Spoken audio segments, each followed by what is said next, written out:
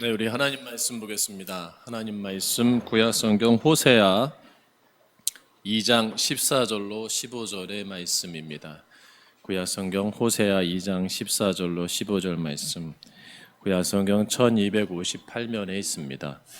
우리 함께 한 목소리로 봉독하도록 하겠습니다. 함께 봉독합니다. 시작.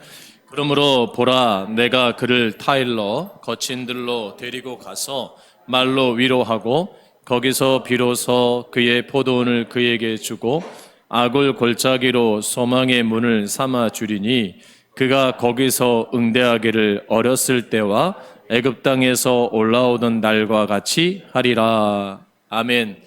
할렐루야. 리셋이라는 말은 세팅을 다시 한다라는 뜻도 가지고 있습니다. 세팅을 다시 한다. 그래서 여러분 컴퓨터를 잘 활용하신 분들이 계시는데요.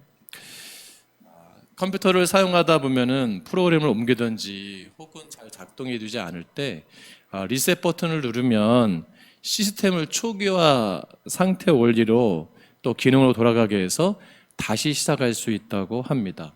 그래서 리셋 기능이 참 편리한 기능을 주고 있는데요. 우리 인생도 과연 리셋이 가능할까라는 생각을 해봤어요. 왜냐하면 지금까지 우리가 살아오면서 잘못된 실수된 삶의 또 그런 모습들을 지우고 좀 다시 한번 멋진 삶을 살고 싶은 우리의 욕망이 또 있잖아요. 물론 컴퓨터처럼 리셋 버튼을 눌러갖고 내 삶이 확 바뀌거나 초기화되거나 달라질 수는 없어요. 근데 우리들이 지나온 시간 속에서 지나온 과거를 돌아보면서 새로운 마음으로 다시 한번 시작한다면 가능할 수도 있지 않을까 생각을 하게 됩니다. 그래서 그런지 서점에 가니까 인생에 관한 리셋의 책들이 많이 나와 있어요. 그 중에 퍼스널 리셋이라는 책이 있더라고요. 지난 2020년 9월 미디어 숲에서 발간된 책인데 이 책을 쓰신 분이 이라야라는 분이에요. 일본 사람 같기도 한데 아니 전형적인 한국 분입니다. 한국에서 문예창작과를 전공하신 분인데 이 책의 부제가 한 번뿐인 인생 하마터면 대충 살 뻔했다예요. 재밌죠. 그러니까 인생을 좀 더 잘 살고 다시 시작하고 싶은 사람들을 위해서 만든 자기 개발서예요. 이 책의 내용을 잠깐 소개를 하면 인생을 리셋을 하려면 첫째로 어떻게 했냐면 나를 이렇게 세우라라고 또 자기 충전을 하라고 말하고 있어요. 두 번째로는 나를 사랑할수록 길이 열린다. 자기 관리에 대해서 말하고 있고요. 세 번째로는 좋아하는 일에 시간을 쓰라. 시간 관리에 대해서 말하고 있습니다. 네 번째로는 어떻게 원하는 것을 얻는가? 목표 관리를 말하고 있어요. 다섯 번째로는 좋은 관계가 괜찮은 인생을 만든다. 인간 관리에 대해서 말해주고 있습니다. 참 좋은 내용을 담고 있는 책입니다. 근데 제가 생각하는 것은 과연 이 저자의 의도대로 이분이 말한 것대로 5가지를 한다고 해서 인생에 정말 리셋될 수 있을까? 다시 이렇게 초기화될 수 있을까라는 생각을 하게 돼요. 왜냐하면 사람은 연약하잖아요. 다짐하고 결단하지만 우리가 처음 마음으로 간다고 하지만 여전히 또 넘어지고 실수하잖아요. 왜 그럴까? 죄성 때문이에요. 죄성. 죄로 망가져 있기 때문에 그 죄가 해결되지 않는 이상 우리는 온전해질 수가 없다는 겁니다. 인생을 새롭게 하려고 많은 사람들이 노력을 합니다. 엄청나게 애를 씁니다. 그렇다고 해서 인생이 달라지지 않습니다. 노후에 몸을 만드는 분들을 봐요. 60 넘으신 분들이 헬스 해가지고 멋있는 몸을 만들어서 왜 만드세요 했더니 남은 인생 멋지게 살려고 만듭니다 그러더라고요. 나쁜 거 아닌 것 같아요. 각자의 노력이 있고 애씀이 있어요.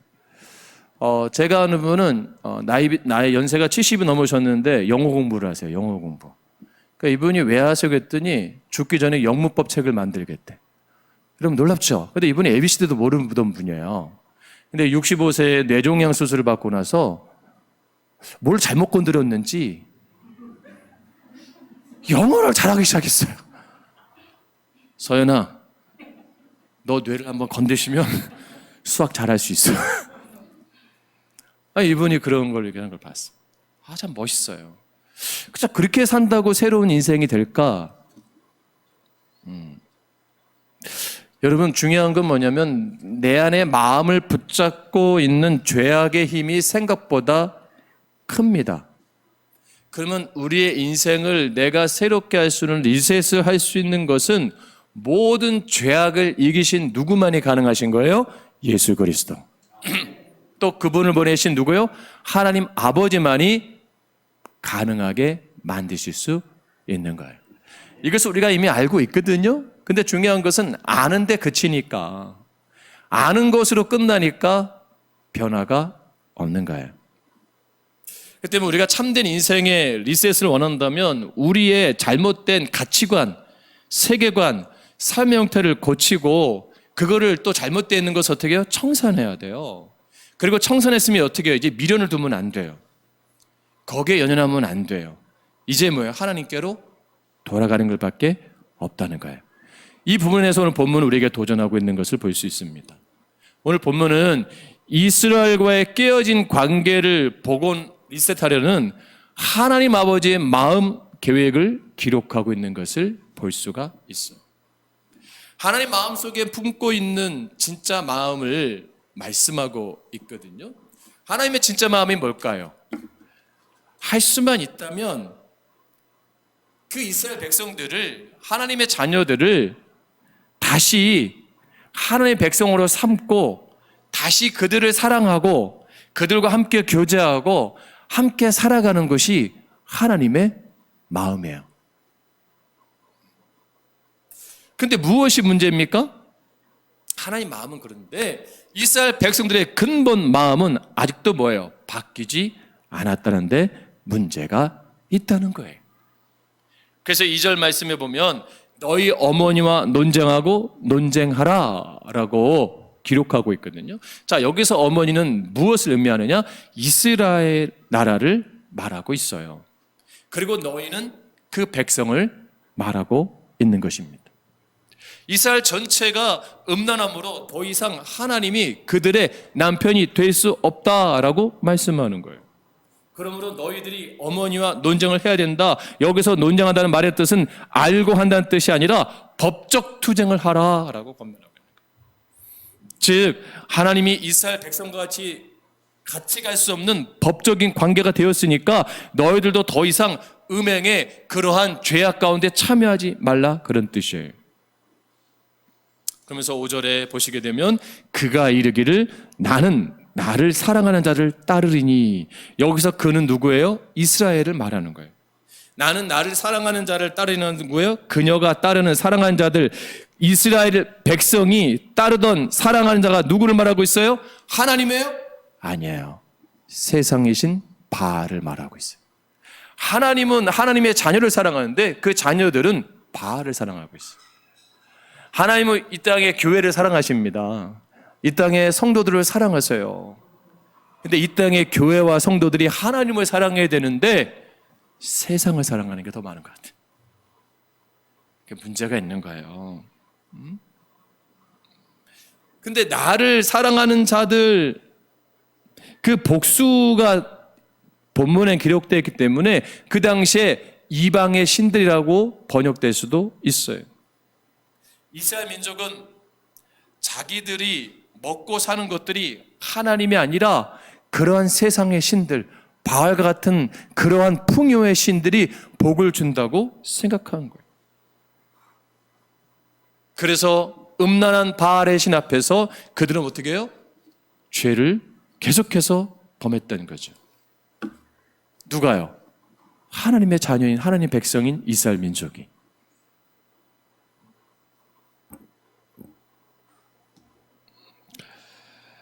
바알과 사랑에 빠진 거예요. 하나님 이걸 용납하실까요? 아닙니다. 그래서 9절에서 11절까지 여기에 대한 하나님의 반응에 대해서 말씀하고 있는 거예요. 9절 말씀 보시게 되면요, 하나님이 주신 모든 축복을 어떻게 해요? 환수하시겠다는 거예요. 환수. 다 되찾겠다. 주었던 모든 것을 다 빼앗아 가시겠다 말씀하시고 10절에 보면 그들을 모든 수치 가운데서 드러나게 하시겠다 말씀하시고 11절에 가면 모든 희락과 명절을 폐지시키겠다. 즉 잔치가 끝났다라고 말씀하는 거예요. 13절 말씀 보시면 나를 잊어버리고 바알을 섬긴 날수대로 그들에게 징벌을 주리라. 이것이 음행한 민족을 향한 하나님의 준엄한 심판의 메시지라고 할 수가 있는 거예요. 여러분, 우리 정신 똑바로 차리고 예수 믿어야 됩니다. 왜냐하면 하나님의 자녀로서 하나님을 사랑하는 것보다 세상의 물질에 쾌락에 거짓을 우상들을 사랑하게 되면요, 하나님 어떻게 해요? 모든 축복을 어떻게 해요? 환수하시겠대요. 한국교회를 통해서 보면 세계교회를 떠나서 한국교회 하나님께서 엄청난 복을 주셨습니다. 이건 그 누구도 부인할 수가 없습니다. 세계교회 역사 유래상 유래 이래 이렇게 폭발적 부흥을 가져온 민족도 없고요, 세계에서 이렇게 큰 교회 축복을 준 나라가 없습니다. 그건 왜 복을 주셨을까? 하나님을 사랑했기 때문이에요. 정말 하나님을 뜨겁게 사랑했어요, 한국교회 성도들이. 근데 어느 순간부터 좀 이상해진 것 같아요. 불법을 교회에서 자행하는 걸 보게 돼요. 오히려 사회법보다 더 악한 것들을 통과시키는 걸 보게 돼요. 교회가 물질을 더 많이 사랑합니다. 교회가 명예를 더 사랑합니다. 교회가 권력을 더 사랑합니다. 부와 명성을 더 좋아합니다. 성직자가 타락합니다. 성도들이 부패합니다. 하나님보다 그런 것들을 더 집중하기 시작했습니다. 하나님의 복들을 환수해 가시는 것 같아요. 그러니까 어떻게 해요? 수치를 드러나게 하잖아요. 과거에 몰랐던 수치들이 막 물 위에 쓰레기처럼 다 떠오르게 하잖아요. 부끄러움을 당하게 하잖아요. 그러한 성직자들, 그런 성도들의 부끄러움이 막 수면에 올라오잖아요. 그리고 그 교회 안에 기쁨을 소멸되고 그 안에 감사의 절기가 소멸되는 것을 보게 됩니다. 지금도 늦지 않았어요. 여러분과 제가, 우리 교회가 하나님보다 세상을 더 사랑하는 날짜들대로 하나님께서 그것을 징벌을 주시겠다고 하는데, 이거는 준 게 아니고 주시겠다는 거예요. 이 말씀하신 이유가 뭐예요? 이렇게 말했으니까 정신 차려라. 지금도 늦지 않았다. 다시 그 마음을, 그 중심을, 그 삶을 나에게로 뭐예요? 리셋하라. 초기화해라. 돌이키라. 그러면 어떻게 해요? 다시 살리겠다. 그게 하나님 말씀인 거예요. 하나님 마음인 거예요. 그 본심이 오늘 본문에서 14절과 15절 통해서 우리에게 도전하고 있는 말씀이에요. 여러분 14절 15절 말씀을 다시 한번 봉독할까요? 시작. 그러므로 보라, 내가 그를 타일러 거친 들로 데리고 가서 말로 위로하고 거기서 비로소 그의 포도원을 그에게 주고 아골 골짜기로 소망의 문을 삼아 주리니 그가 거기서 응대하기를 어렸을 때와 애굽 땅에서 올라오는 날과 같이 하리라. 아멘. 14절에 그를 타일러, 여기 타일러는 뭐예요? 설득한다는 의미를 가지고 있어요. 설득한다. 하나님이 이스라엘 백성들을 강권적으로 데리고 나가는 것이 아니라 그 마음들을 타일른다는 거예요. 타일러서 어디로 데리고 가는 줄 아세요? 거친 들로 광야로 나가자, 그렇게 말씀하고 있는 거예요. 광야는 어떤 곳입니까? 척박한 곳이에요. 거친 곳이었어요. 척박하고 거친 곳에서 이스라엘 백성들은, 출애굽했던 이스라엘 백성들은 뭘 경험했습니까? 하나님의 임재. 내 삶이 척박하고 광야 같고 풀 한 폭이 없는, 돌짝밖에 없는 정말 거친 황무지 같은 그러한 물 한 모금 먹을 수 없는 숨쉬기 힘든 그런 곳에서 그들은 역설적으로 뭘 경험했다고요? 하나님의 임재. 우리 그런 삶을 살았던 분들 가운데 교회에서 뭘 경험한 줄 아세요? 하나님의 임재를 경험했었어요. 하나님의 사랑을 경험했었어요. 왜? 임재는 뭐예요? 하나님과 교제하는 장소예요. 교제하는 장소, 만남 있는 거예요. 다시 그곳에서 하나님과의 관계가 시작하자고 말씀하는 거예요. 야, 다시 옛날로 돌아가서 광야 같은 곳으로 가서 다시 내 사랑을 경험하고 너희가 하나님을 향한 그 마음을 다시 회복하자 말씀하는 거예요. 비록 이스라엘 백성들이 몸과 마음과 영혼이 더럽혀졌습니다. 많은 부분이 상하고 깨지고 부서졌지만, 찢어졌지만, 해체됐지만, 하나님 뭐예요? 다시 나에게 초기화해라. 다시 나에게 리셋하라. 그럼 뭐예요? 원상태로 복귀시켜 주겠다. 이게 하나님 마음이에요. 혹시 우리 가운데 목사님, 저는 인생이 망가진 인생입니다. 저는 제 인생이 추하고 더럽혀진 인생입니다. 다 깨지고 망가진 존재일지라도요, 하나님 앞에 돌아오세요. 그럼 하나님 다시 리셋하셔서 다시 시작하신다고 말씀하는 거예요. 그러면 그 삶의 시작이 어때요? 광야예요. 다시 거친 들로 나가야 돼요. 근데 다시 시작하자는 거예요. 여기에 소망이 있는 겁니다. 여기에 의미가 있는 거예요. 낮에는 구름 기둥으로, 밤에는 불 기둥으로 만나를 먹이시고, 때로는 메추라기도 먹이시고, 반석에 샘물 나게 하시고. 근데 놀라운 게 뭔지 아세요? 이스라엘 진영 가운데 여러분 성막을 중심으로 구름 기둥, 불 기둥이 올라온 거예요.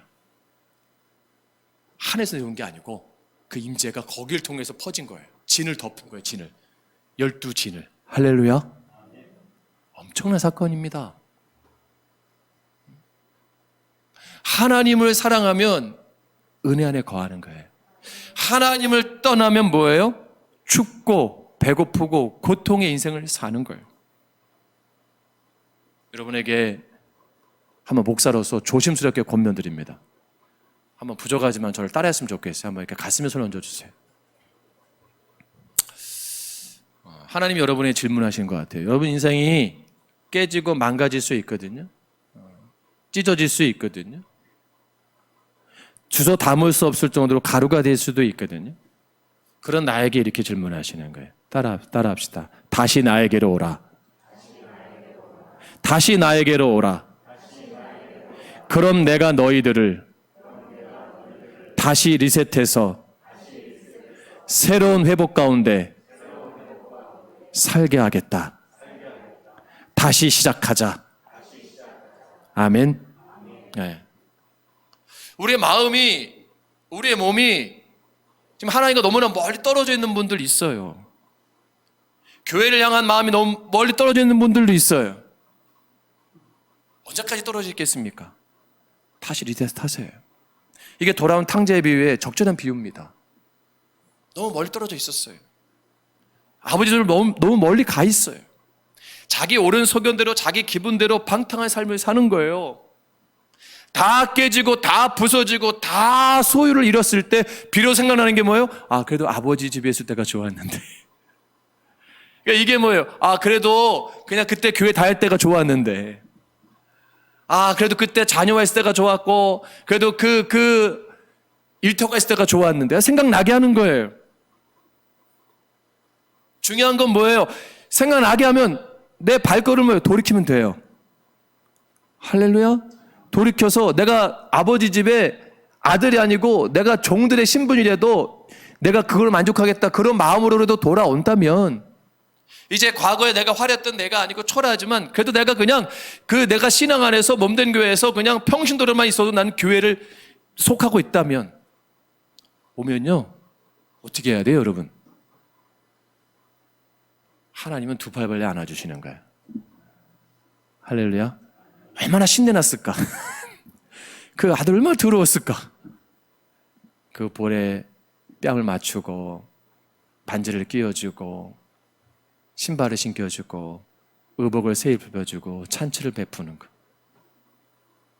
그게 리셋하는 거예요. 다시 신분이 회복된 거예요. 하나님이 우리를 향하신 초청이고 우리를 향하신 놀라운 계획이 우리 가운데 있다는 사실입니다.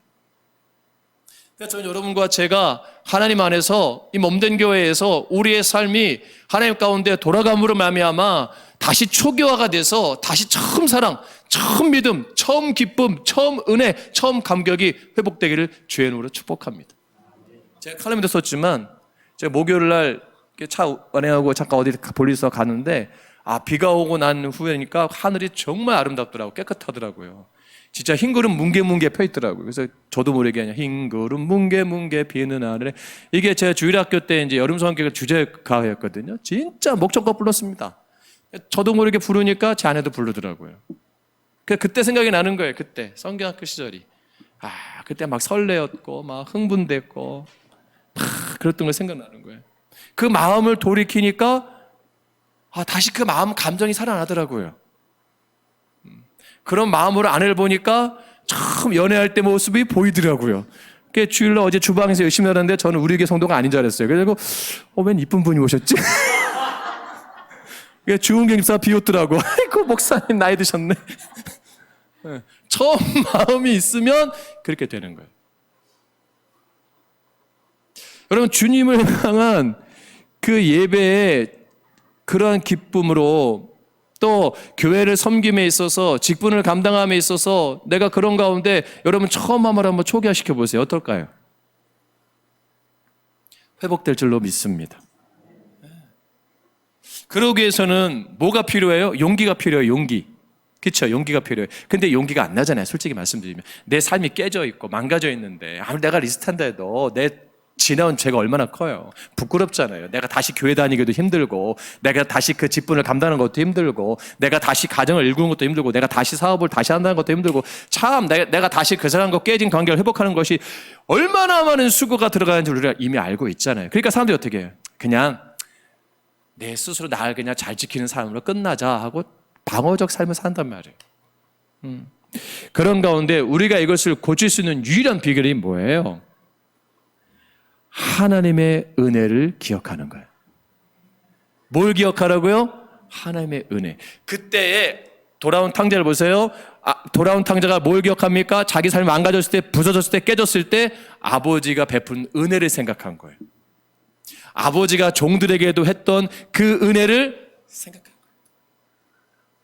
그래도 아버지 집에 가면 내가 종들 신분에도 이거보다 낫겠다. 사랑받았던 거를 기억하는 거예요. 은혜 받았던 거를 기억한 거예요. 그리고 용기를 내는 거예요. 우리가 인생을 리셋하려면 과거를 청산하고 과거를 깨끗이 하는 것도 중요하지만 우리에게 베푸신 하나님의 은혜를 기억해야 되는 것이 중요한 거예요. 근데 우리는 자꾸 죄 문제만 가지고 기도하는 게 많아요. 하나님 내 죄를 용서해 주세요. 죄를 용서해 주세요. 그게 아니고 하나님의 은혜를 그 속에서 베풀었던 지나온 삶 속에서 하나님의 은혜를 붙잡고 다시 일어설 수 있는 힘과 용기가 필요한데 우리는 자꾸 회개 가운데 묶여 있다는 거예요. 그러니까 용기가 안 나는 거예요. 그래서 이스라엘 백성들에게 하나님 뭐라고 말씀하는 줄 아세요? 8절 말씀 보세요. 8절 말씀 같이 봉독합니다. 시작. 곡식과 새 포도주와 기름은 내가 그에게 준 것이요 그들이 바알을 위하여 쓴 은과 금도 내가 그에게 더하여 준 것이거늘 그가 알지 못하도다. 할렐루야. 새 포도주와 기름과 또 우상들을 세상을 했었던 그런 금과 은도 다 내가 준 건데, 은혜로 준 건데 알지 못한다는 거예요. 그럼 여러분 가정도 누가 주신 거예요? 하나님이 주신 거예요. 여러분 자녀 누가 주신 거예요? 하나님이 주신 거예요. 남편 누가 준 거예요? 하나님이 주고, 아내 누가 준 거예요? 하나님이 준 거예요. 할렐루야. 교회를 누가 허락하신 거예요? 하나님의 은혜예요. 만나게 하신 게 누구예요? 하나님의 은혜입니다. 할렐루야. 이거 생각하면 감사한 거예요. 이거 생각하면 그래. 그래도 이게 은혜지. 그래도 감사하고. 그걸 생각하면서 다시 내가 용기를 얻는 거예요. 다시 힘을 내는 거예요. 이 모든 것이 다 하나님께로 와서 하나님께로 가는데 내가 왜 집착했을까? 내가 왜 교만했을까? 내가 왜 움켜쥐려고 했을까? 여러분, 모래사장에 가서 모래를 아무리 움켜쥐려고 해보세요. 그거 질 수 있습니까?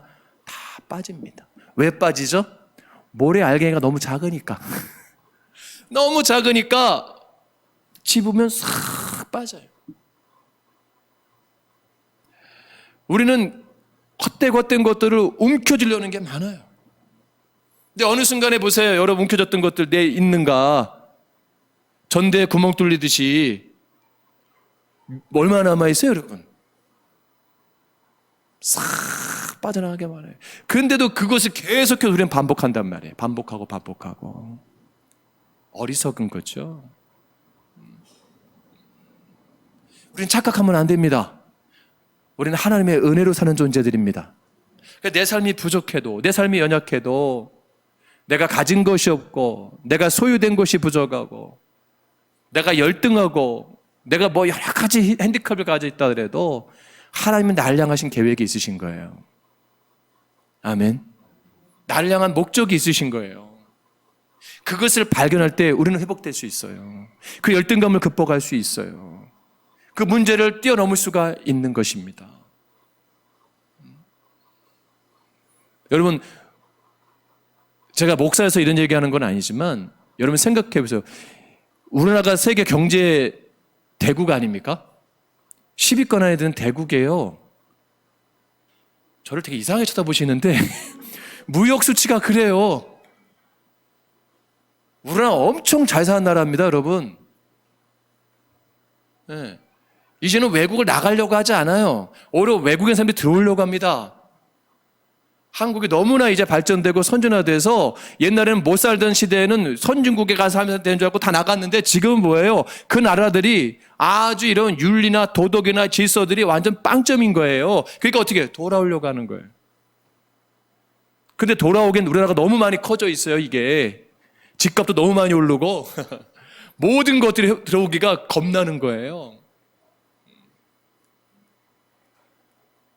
여러분, 이렇게 잘 살 수 있는 거 여러분 불과 30-40년 만의 일입니다. 제가 초등학교 시절에 겨울에 뉴스에 뭐가 있었는지 아세요? 동사. 꼭 뉴스에 얼어 죽는 분들이 나왔어요. 제가 어렸을 땐 주택이었는데 여러분 응답하라 1988 보면 주택이었잖아요. 우풍이라고 하십니까? 우풍? 요즘 애들은 우풍이라는 말을 몰라요. 이런 물을 놓으면요 그냥 얼어버렸어요. 물이 집에서. 이게 집인지 밖인지 구분이 안 돼요. 얼마나 추웠는지. 입김이 확확 나고. 그리고 유리에 성에 그 그림 동양화 한 폭에 동양화 아침 보면 이렇게 그려져 있어요. 우와, 우리 아버지가 저기 멋지지 않냐? 그리고 막 테이프로 붙이고 막 뭐 비닐로 붙이고. 네? 그때는 집들이 그렇게 벽돌로 졌던 집들이라 뭐 숲을 논다 해도 엄청 추웠어요. 그리고 연탄난로 놓고 참 어려운 그때 그런 시절이 있었어요. 노숙한 거와 똑같아. 다 덮고 자고. 불과 여러분 30-40년 전 일이에요. 제가 꼰대가 되는 것 같은데 아닙니다. 지금은 여러분 여름에 겨울 이불 덮고 자잖아요. 여러분 에어컨 틀어가지고. 여름에 난방병 걸리고 냉방병, 겨울엔 난방병 걸리고. 이게 엄청 잘 산 나라 아니에요? 자원이 하나도 없습니다, 대한민국. 물론 열심히 일한 세대들이 있어요. 헌신한 세대가 있습니다. 정말 회사, 기업인들 우리나라 최선을 다해서 일했습니다. 일한다고 될까요? 헌신한다고 그 일이 이루어질까요? 하나님의 축복을 받아야 가능한 거예요. 할렐루야. 하나님이 그 나라에 사업하는 나라에 그러한 대표하는 사람들에게 마음을 움직여야 계약을 체결할 수가 있고, 배 하나 만들지 못한 나라가 배를 팔게 만드는 게 하나님이 역사하는 거예요. 기름 한 번 안 나는 나라에서 기름을 정돼서 만드는 나라를 만드는 하나님이 하셔야 되는 거예요. 엄청난 복을 받았습니다. 이유는 딱 하나, 하나님을 사랑했기 때문에. 그리고 그 세대들이 주님 앞에 나와서 밤새 눈물을 흘리면서 내 자녀들만은 배고프지않대 잘 살기 위해서 기도했어요. 정말 순수했습니다. 한국교회 목회자를 정말 사랑했고 성도도 정말 서로 간에 사랑했고 교회를 뜨겁게 사랑했던 한국교회였습니다. 하나님 그 마음을 보신 거예요. 세계의 역사 가운데 한국인들처럼 한 교회, 하나님을 사랑하는 민족이 드물 정도로 사랑했어요. 복을 주셨잖아요. 우린 그 은혜를 잊으면 안 됩니다. 할렐루야. 특별히 젊은 세대들은 기억할지 모르겠지만 반드시 하나님의 은혜를 기억하시고 또 수고했던 부모의 그 전 세대들의 수고를 우리가 알아야 됩니다. 그래서 구약 성경은 항상 하나님 말씀하는 게 있어요. 여호와를 기억하라. 기억하라.